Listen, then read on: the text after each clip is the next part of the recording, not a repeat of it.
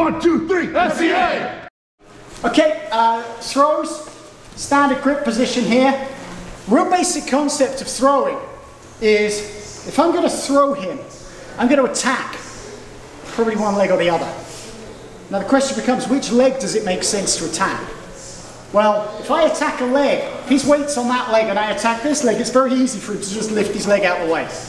Okay? He's not balanced on that point. So if he's not balanced on that point and I take that leg out, well, he can still stay standing. If he's balanced on that leg and I take that leg out, he's going to fall over. So I want to attack, decide where the weight is. And feeling where his weight is a huge amount of the skill that we develop over time. Just that innate feeling for where our opponent is putting their weight. But if we don't want to wait for 20 years of training to get that feel down, we could shortcut it a little bit by, if I put his weight somewhere, then I know where it is. So I'm going to attack with an Uchi-mata. And my basic Uchi-mata would be I would turn and I would go through. But what I'm going to do first, I'm going to take a step to the outside and just plant him over this leg. I'm heavy through this hand, which means I know his weight's over this leg. So now I'm going to step, rotate, and go through. I know his weight's there. So I'm going to step to the outside, then I step, and throw. And I could get a really powerful throw because I've loaded his weight on that leg. Now, he's smart to this. I load his weight here. He knows that's for a reason. He wants to balance his weight back to the other side. So I've got him loaded. As I transition, if I feel his weight go across, instead of attacking this leg, which is light, which would allow him to bring it around the front and then throw me, I'm going to attack the other leg. So let's see that. I load him here. I feel his weight going as I'm stepping, so I'm going to come here and harai, attack the other leg. See that again? Do a little bit more flow. I go to the outside, I come, his weight goes, and I'm going to attack that far leg. Okay? And you can even see this sometimes. I'm here, I go for this and I don't get it. Well, I can come back and go to the other leg. Switching backwards and forwards, attacking one then the other. It's where we take this from being a static demonstration into actually being a practical martial art. So on the ground, this gentleman has kindly allowed me to take his back. So first things first, I'm going to go for a seatbelt grip. This glues me to his shoulders and allows me to stay nice and tight. Now look what happens. He wants to attack my hand. If this hand's on top, he's going to attack this and pull it down. Now, he's 2-on-1 here. He's going to attempt to straighten and get out. Okay? But even if he doesn't escape, for me, my choking options with the hand under here are very limited. And if I let go to try and come over the top, that's going to be the exact moment where he's going to dive to the outside. And now I've got nothing. So, when I go seatbelt, my hand that's under his arm is going to go on top. So now when he comes to peel the hand down and he starts pulling on this one, I can let that go down, takes both these hands down here and allows me to go and get my choke. Okay? For my choke, I like to get my thumb as deep as possible. See how the palm of my hand, like the back of my hand, is up against his face. That's where I'm starting. And then I'm going to roll my fingers over, and I want to roll the gi so it's folded. This gives me a real tight grip here for my choke. My other hand is going to come, and I'm going to just look for the gi here. I'm tensioning down towards the ground. My head stays tight, and then I make a circle with this hand. I'm imagining that I have a knife here, and I'm slitting his throat. See, my elbow comes in and tight and round. That's where that choke goes. One little detail that I've been working on, I've always gone for this grip here. Now, if I go for this grip here, if he reaches with this hand to peel it off, he's got a nice big target, and you're not allowed to do single small joint manipulation. But if he just grips tightly across my bottom two fingers, starts to peel, that's going to unlock. As that unlocks, my other fingers are going to follow. There's tendons that join across the fingers. If you pull these out, it's very hard for these not to follow.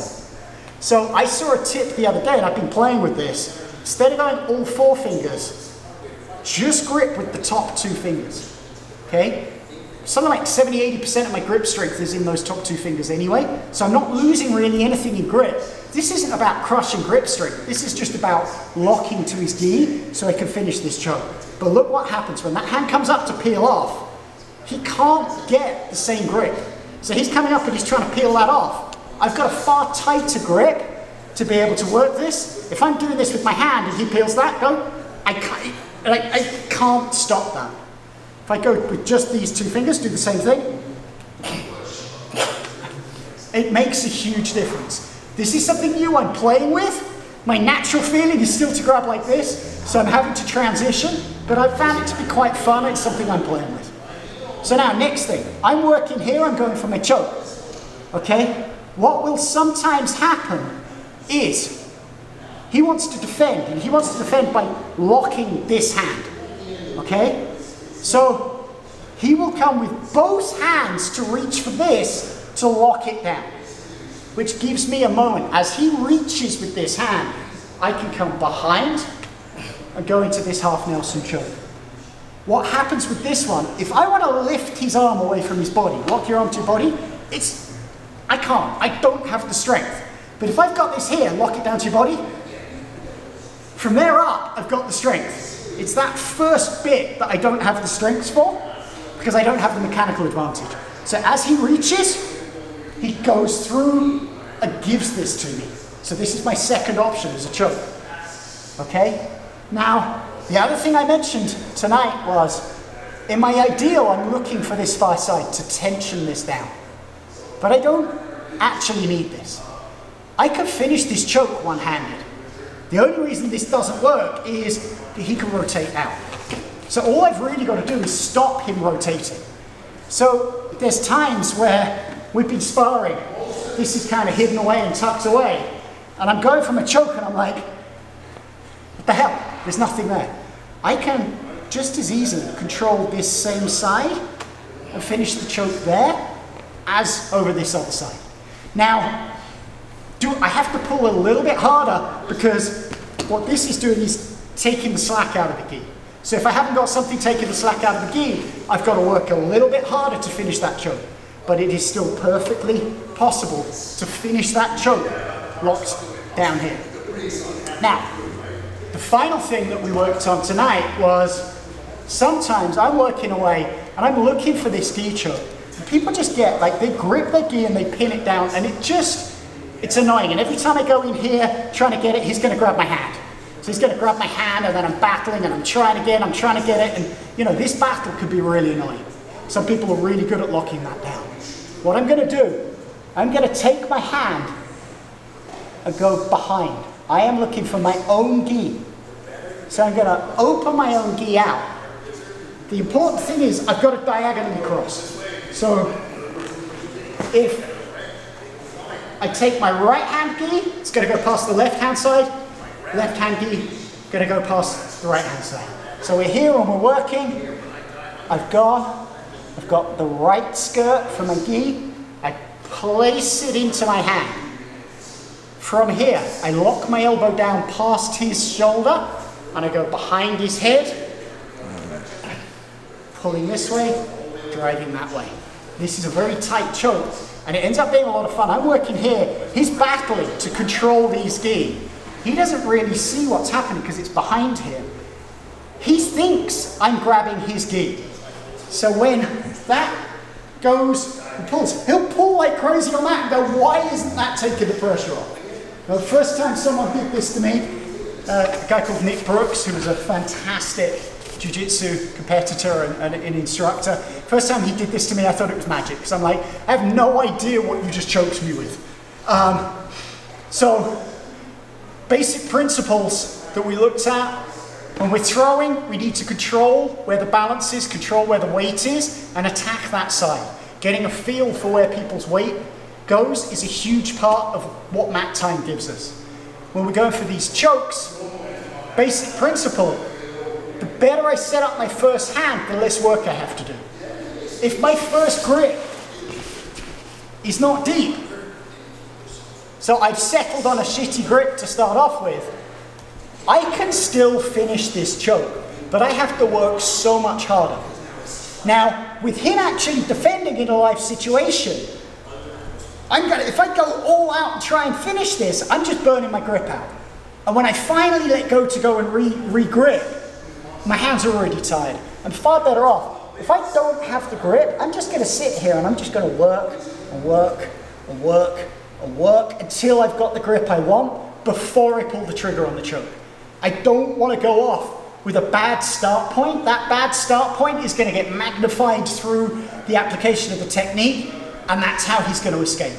I can't settle for a bad grip. The only time I'm just going to go rip it when it's here, you know, we're counting down the last 10 seconds, okay, I'm going to find a way to make it work, right? But if I have time, I want to be like the anaconda, just slowly building up the pressure. Definitely with these chokes, the other principle I said, if I go for a choke and I go 100% to start off with, my only direction I can go from there is down. So I've got 100% on this choke, and he's 4 or 5 seconds managed to live his way through it by gritting his teeth. Now my grip's starting to give out, I'm going to get a little bit less, a little bit less, a little bit less. He starts to feel like he's escaping.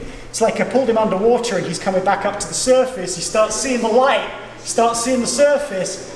That gives him the will to continue looking for a way out. What's far better is to get into a position, get it on loosely, get it on in I've got everything where I want it to be, and now I could just slowly increase the pressure. What that feels like for him is I've taken his feet and I'm slowly pulling him under. And it just gets worse and worse and worse and worse and worse. I never want to get to the point where I'm applying 100% pressure, because that means I can't go any further. So I am just slowly building up that pressure. For him, it's getting worse and worse and worse. It's constricting. His field of vision's coming in, and he is getting into panic mode. He tries a couple of escapes, and this is when you'll see the people like just hovering with their hand. I love that. If they're just hovering with their hand, it means they're going to tap. I just need to keep applying the pressure and keep building it up, right? They've stopped looking for a way out. They're just hoping time runs out, or like, I don't know, the ceiling beam falls down and knocks me out, and that's how they're going to escape, right? So get that pressure and just slowly build like an anaconda. Don't go all out and then have to relax. Thanks for helping me out. Good training.